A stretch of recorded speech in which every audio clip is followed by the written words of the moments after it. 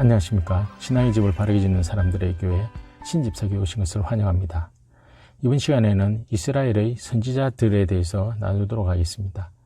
하나님은 왕들이 통치하던 시대에 하나님의 말씀을 대신 전할 선지자들을 북왕국 이스라엘과 남왕국 유다에 보내셨습니다.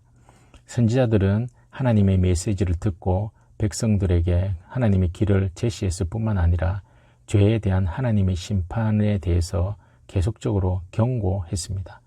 선지자들은 왕과 백성들이 회개하고 하나님께로 돌아올 것과 우상을 숭배하지 말고 오직 하나님만 믿고 따르며 순종할 것을 전했습니다.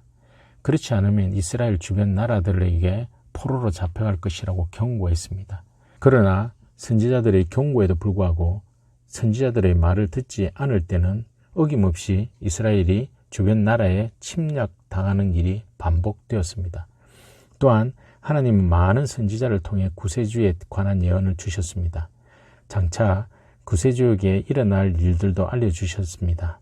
선지자들은 이 일들을 하나하나 기록했으며 이것이 이후 성경이 되어 오늘날까지 전해지고 있습니다.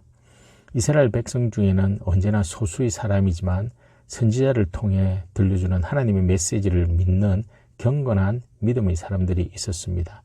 그러나 백성들 대부분은 하나님의 말씀에 순종하기를 거부했습니다.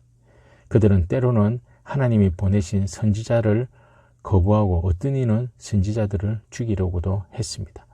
그리고 이스라엘에는 거짓 선지자들도 있었는데 이들은 자신들을 하나님이 보낸 사람이라고 거짓말을 했습니다. 이들은 이스라엘 백성들이 우상을 섬기고 악을 행해도 만사가 잘 될 것이며 하나님의 징벌 같은 것은 없을 것이라고 사람들을 현혹해 했습니다. 하나님의 선지자 중에는 이사야, 예레미야, 엘리야, 에스겔, 다니엘, 호세아 등 30여 명의 선지자가 구약 성경에 등장합니다. 선지자들 중에는 장차 오실 구세주에 대한 예언을 기록한 이들도 많이 있었습니다. 이들 중에 이사야 선지자는 구세주가 이 땅에서 고난받게 될 것을 비롯한 구세주에 대한 많은 예언을 남겼습니다. 다음 시간에는 선지자 요나에 대해서 말씀을 나누도록 하겠습니다. 감사합니다.